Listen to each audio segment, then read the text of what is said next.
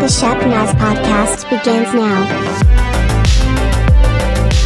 You're listening to the Shepnaz podcast, a podcast at Shepherd Church. Everything we do here is to connect our community in a meaningful relationship with Christ, and we're expecting great things. My name's Joey, the host of this podcast, and I'm joined today by Pastor Zack, and he has brought the word this past weekend here at Shepherd. We're going to talk about the sermon, dive in a little bit deeper, talk about some more tragic boat stories from his life. So we're thankful for you for being here, for sticking around. So let's dive into it. Zack, how you doing, man? I'm doing good, buddy. How are you today? I'm all right. Good. You don't, we're so blessed to have people who are called and have called to preach.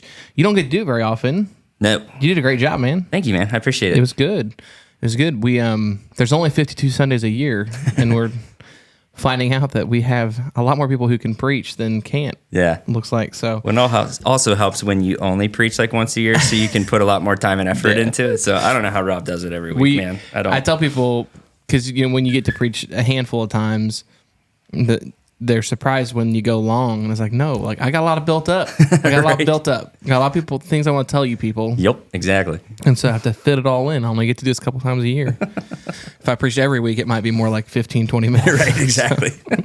Same here. So yesterday, we're filming this, and it was yesterday, but when you hear this, it will not have been yesterday. Correct. So whatever. This past Sunday, we're continuing our series on Mark, and you preached through the story of Jesus calming the storm, and the disciples and the fear that they felt. But you also got to tell us that you don't have a whole lot of luck in maritime pleasures. This is correct. In boating, canoeing, jet ski, just anything to do with water. It seemed.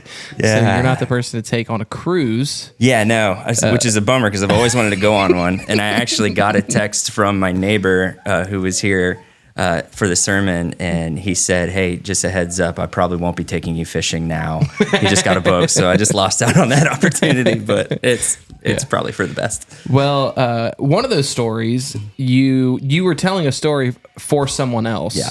And you were telling their story, but you said, it'd be funny if you could hear the story from their perspective.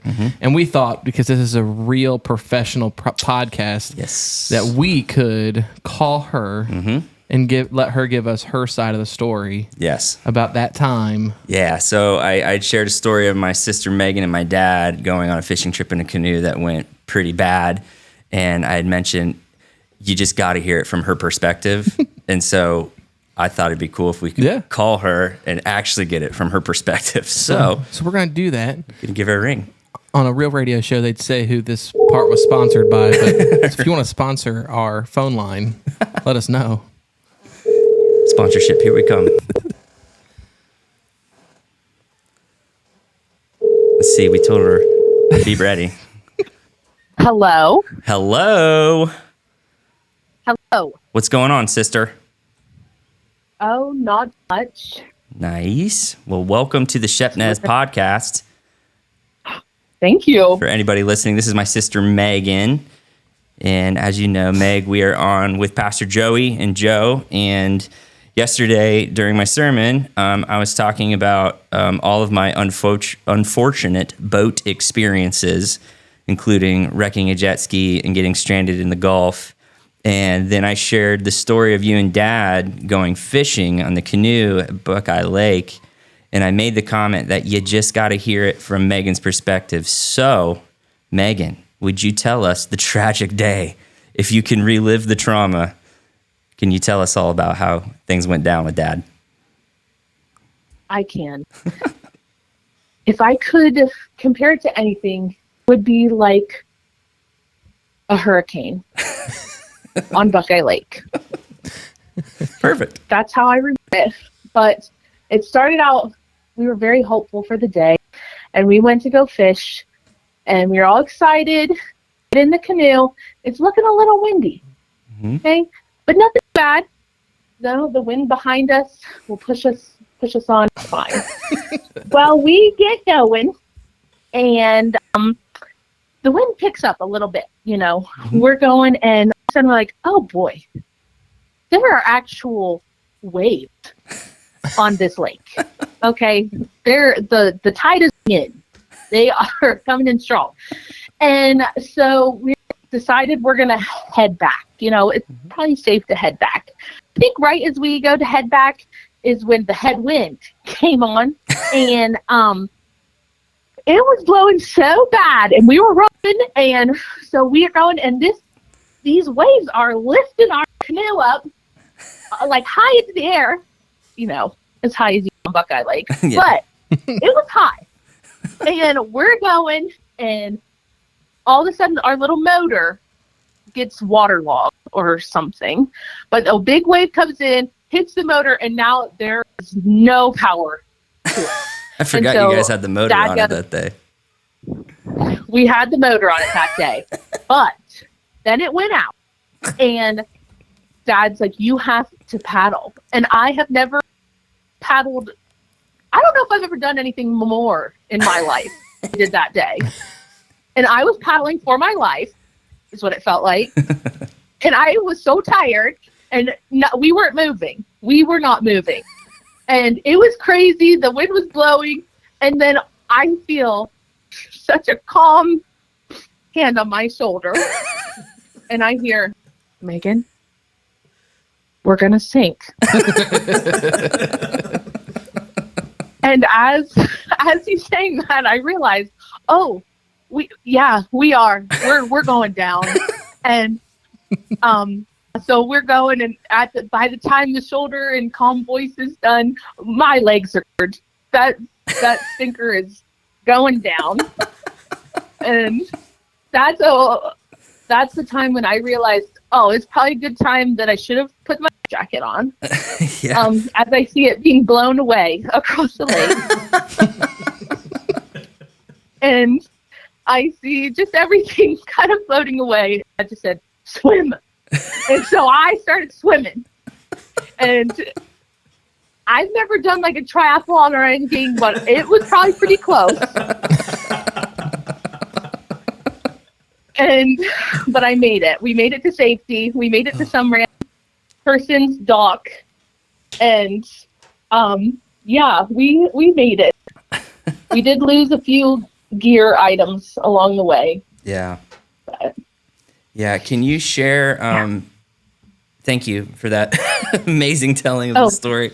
Can you just put the cherry on the cake and tell us what you saw when you got back to the dock and were waiting for Dad? Oh yeah. So Dad had to go walk back to the car, and I'm sitting there, cold and everything, and just sitting on the dock, and then I see a bloated, dead raccoon floating right where I came up out of the water. That doesn't describe Buckeye Lake. I don't know what that is. Exactly. I thought the same thing. Wow. What a natural beauty. Well, Meg, I'm glad you lived to tell the amazing tale. Thank you. Me too. Appreciate it. Well, we won't take any more of your time. Huh? All right. Well, thank you for letting me share. Anytime. We appreciate you participating. Thanks, Megan. Thank you. You're welcome. Sis. You too. See ya. Bye. I told you it was worth hearing from her. Oh, how old was she when that happened? Oh, that wasn't that long ago. Okay. Maybe, I don't know, 2-3 years ago. Here I'm picturing like a 12-year-old. Oh, no. Full-grown adult. Full-grown adult. Yeah. It's good to know that the bad luck isn't just yours. Yeah. It's the Zaborski bad luck. It's in the blood, baby. It's in the blood, whether we like it or not. That's good. It's that time of year again. We're getting ready for the church-wide picnic. It will start at 4 p.m. on Sunday, August 6th. Come prepared for some group games with maybe some water balloons or an egg toss. Try your hand at cornhole and a little mingle bingo. Oh yeah, there will be prizes. We're giving away a $75 gift card to the new eatery in Johnstown, Ghost Rider Public House. Also, a $50 gift card to Witt's and $25 to Troyer's. This church-wide picnic is getting a little wider this year because we're all packing up and heading to Lenley Hannah's Memorial Park in Johnstown. We're planning to sing a couple worship songs, officially install Nick Shaner as the Johnstown campus pastor, and welcome several new members into the Shepherd family. I almost forgot. There'll be food at this picnic too. The church will supply burgers, hot dogs, and bottled water, but we need your help for the rest. If your last name starts with A through M, we're asking that you bring a salad or side dish. N through Z, you have the important task of bringing desserts. Mark your calendars now. Church-wide picnic, August 6th at 4 p.m. at Lenley Hannah's Memorial Park in Johnstown. Don't miss it. All right, so we're going to transition now. No. Great illustrations, great way to help us to see, the fear that the disciples felt in the moment as the waves are crashing over the boat. And at the time, it wasn't uncommon for the Sea of Galilee to get like that. Yeah. It was pretty normal because of the geography of the location of it being at the foot of the mountains, and storms would just brew and they'd come out of nowhere. Mm-hmm. No less scary for them, right? And so if you've been, I don't think there's many times in our life that you feel more helpless than a situation like on the water. Yeah. Because there's just nothing you can do. Yep. Especially when you talk about being in the middle of the ocean. I mean, just the depths of the ocean, the pitch black. I've been on cruise ships and stand outside at night and you can't see anything. Yeah. It's downright scary. Mm-hmm. You can't see anything. Yeah. And so that's a fear I think we all hold together, that anytime we're in a situation like that. So So you kind of talked about some of your boating incidents and jet skis and, poke fun at yourself, but you help us to see that it's something we can share with disciples. And so let's get into then maybe the meat and potatoes of the sermon and talk about the scripture and kind of where you why did you choose? Because Rob let us pick. Yeah. Because he's so generous to pick whatever you want to preach on in the book of Mark. So what made this one stand out to you? So the story of Jesus walking on water, honestly, has been one of my favorites for a really, really long time. And honestly, looking at it, I was always looking at it from the Matthew perspective, where Peter's walking on the water with him. Yeah. So to kind of shift the focus over towards the Mark perspective, it kind of opened my eyes to looking at it differently, because I always looked at Matthew and having Peter there as this idea of closeness with Jesus. And that's kind of how I wrapped up my sermon, is this idea of if you look at the story in Matthew, we see that, everything went down. They're on the boat. They see Jesus coming on the water. Well, then Peter, who I kind of reference him as a punk, you have all these guys that are freaking out and they see Jesus and he tells them, no, it's me. You don't need to be scared. And then here comes Peter, hey, if that's you, then prove it. That just seems like a punk move to me. But Jesus being Jesus and the grateful guy that he was, and didn't do it in a rude manner. He says all right, if you want proof, I'll show you proof. Come out with me on the water. So the story. He comes out and he walks towards Jesus. He notices the wind and the waves, and it says he sinks. Well, about a year ago when I was reading through this scripture, I felt like God pointed out something that I hadn't noticed before, where when Peter sinks, it doesn't say that Jesus came running to him or dove down. It wasn't like a Baywatch rescue, you know what I mean? It says that all he had to do was reach his hand down and grab him. So to me, when I see that, it means that Peter was face to face, because if he sunk and Jesus, all he had to do was reach. He didn't have to take steps. It didn't have to find him. He was right there. And so to me, that shows us as believers, we can be really close to Jesus. We can be face to face with him. We can do all the right things. We can go to church every Sunday. We could be faithful tithers. We could talk about Jesus to our friends every once in a while. And but the reality is, we can be face to face with Jesus and still take our eyes off of him.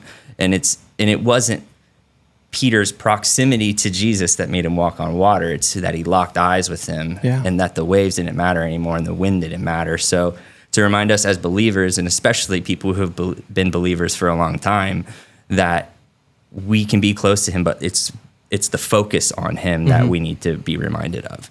So I think that was the meat and potatoes of it.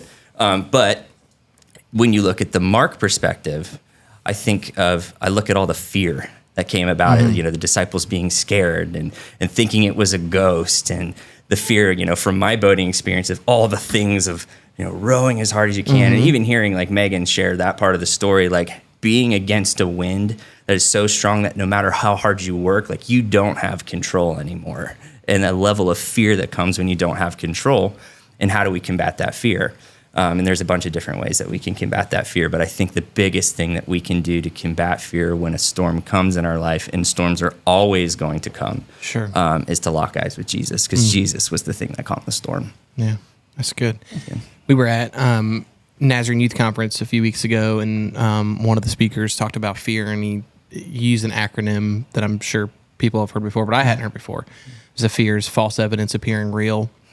That's good. And that's when you talk about this story and they look out and they see Jesus, they think he's a ghost, and this false evidence that appeared real to them. And it was this thing that they kind of latched onto. It was, and it's that, the Bible has more times in it that it commands us to fear not, right, than anything else. It's the biggest command in Scripture was to not be afraid.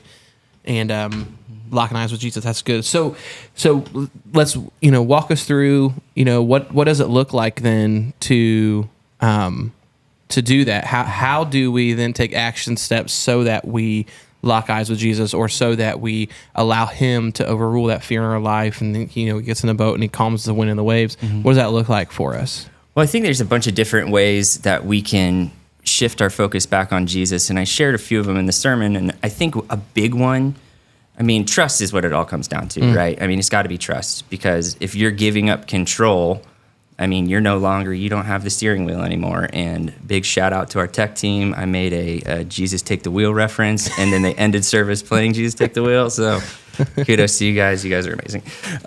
But one of the things is like giving up control, right? And so I use the analogy of the paddle.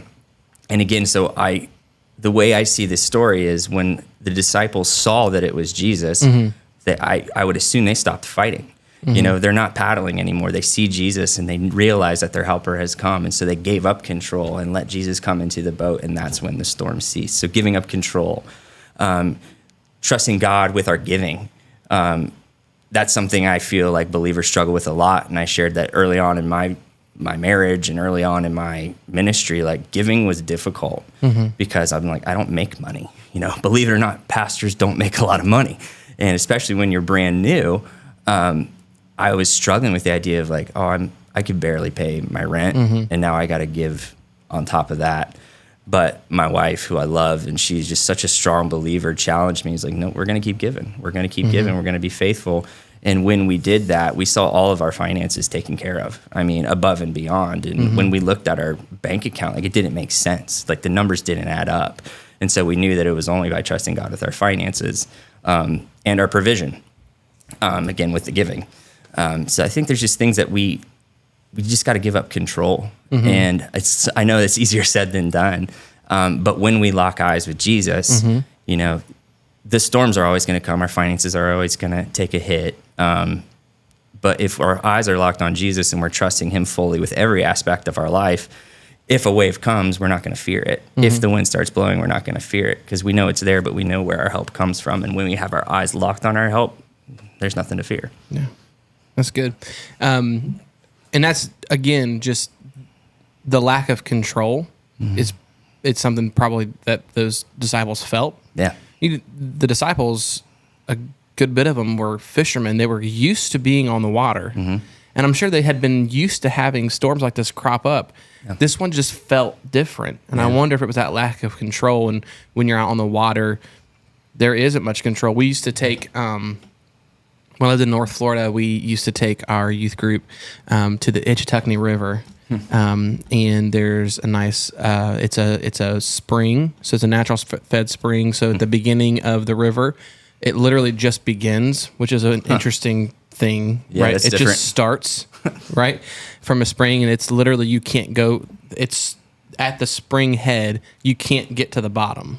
Oh, like wow. it's just down there. So you'd swim in the spring bed, but it's where you go and you tube down the river, and it's about a 3.5 hour tube ride. You just sit on a tube for 3.5 hours and float to the end of the state park. That's epic. And it's gorgeous. It's wild Florida, so it's completely overgrown. And the spring is only 70 degrees year round. Oh, wow. So it's cold water, but on a 100-degree day, it feels great. Well, there's just one day we took the kids, and we also had our children's pastor and her kids with us, and one of them was 2 years old. And Bethany, my wife, had him with her in her tube, and we're about 30 minutes into the tube ride, and a storm just breaks loose. Jeez. And I mean lightning everywhere. It's thundering, it's windy, it's rainy. And now all of a sudden the water's freezing cold because it's windy and rainy. And, Bethany and I, we're pretty new to Florida at this point, and so we're not used to some of this. And I've got kids who are native Floridians with me, and it's like, listen, Joey, it's fine. Like, if the lightning strikes, it's going to hit the trees because they're taller. It's like, okay, yeah, you're Science, right. man. I should just be cool with this. And then I was like, trying to like get them to. Who's like, one of my kids said, Joey, your north is showing. But like, there's nowhere to get off the river. It's so overgrown, and literally, if you got off the river, there's black bears and alligators and snakes, and so it's like you just have to float the rest of the way down as it's storming, and just hope that the lightning doesn't hit you. Right. Hope that they're right, that it's just going to hit the trees. Yeah. That lack of control, I think, leads to fear. But it was a good illustration for us to just be like, no, you just got to float. Yeah. And listening to that story too, like another way that I mentioned in the sermon that we can help combat fear is being reminded of all the storms that we've been brought through, right? So good. Like you had this cool experience, and yes, the storm was scary, but you made it out. Yeah. And probably the next time you experience a storm, you're like, oh yeah, well the lightning didn't strike us. Well, what we found out later was that we could just tell time in Florida by the storm. Yeah. Because I'd be sitting in my office and thunder would start happening. I'd be like, oh yeah, it's 3:00. All right. It's the 3:00 thunderstorm. Nature's clock. Like, it's just the way it is. So yeah, you get through it, and you end up using those as understanding that, okay, just like the teenagers I took, they weren't worried about it because it literally does that every day all summer long. Yeah. And it just happens. So there's no need to worry about it. So. That's awesome. That's awesome. So as we kind of combat that fear and we fix our eyes on Jesus, so is there any other way that it would help us to kind of step out of that fear and into kind of like the calming presence of Jesus? And kind of, as we set forward, we're going to remember the storms we've been through, that God's always had our back. What else? Is there anything else that you'd like want to say? Like, if I could leave you with this, this is what I would want you to know. If you forget everything we talked about, except for this amazing story from Megan, don't forget that. You can't forget that. But if you forget anything else, like, this is what I want you to take away today. Yeah. I think it all goes back to locking eyes with Jesus, right? Yeah. And I know that sounds like a simple phrase, but sure. But ways that we lock eyes with Jesus is spending time in His Word and taking it seriously. Because again, like, taking your focus off it, you can read the Bible every day. You can read whatever you want every day. But if you're not taking it to heart, if you're not memorizing, if you're not applying it to your everyday life, that's not the presence of Jesus. You're just reading, right? And so taking it and owning it and using it in your everyday life, in your prayer life. I feel like a lot of times as Christians, we use our prayer time as just our needs list, and we do a lot of talking and no listening. And if you're face to face with Jesus, if you and I are having a conversation and we're doing a podcast and I just sit here and talk the entire time and you're just here, we're not having a conversation. Right. We're not being in relationship, right? And so to have that proximity with Jesus and be locked in is, yes, bring your needs to Him because He wants them. He sees you in your storm. He comes to you in your storm, but He also has answers that we just don't give Him time to give us. So I think a lot of that just comes back to that relationship piece. If you're being in proximity with Jesus, you're in relationship with Jesus, and it's a two-way street. So let Jesus be what he needs to be for you and not just what you want him to be. I think that's a kind of a tough one for us, because he's got stuff for us. And sometimes it's not what we want to hear, but it's what we need to hear and what we should do, though we might not want to do it. Lock eyes with Jesus, listen to him, talk to him, be in a relationship with him and not just some superficial title. It's not your golden ticket to heaven. It's he wants to live life with you and do life with you. So lock eyes with him and be in that relationship. That's good. That's good. Well, that's going to wrap it up for our episode today. We're thankful for you for joining us and listening in. We want you to share this episode with your friends. Subscribe. You get content every single day of the week. We're going to continue our Mark sermon series, so don't miss that. If you got any questions, you can get a hold of us at podcast@shepnaz.org. My thanks to Pastor Zack and to Megan for joining us on the phone. But we love you. We're thankful for you. Have a great day. This podcast is a production of the Shepherd Church of the Nazarene, Gahanna, Ohio. Email to podcast@shepnaz.org and let us know what you think.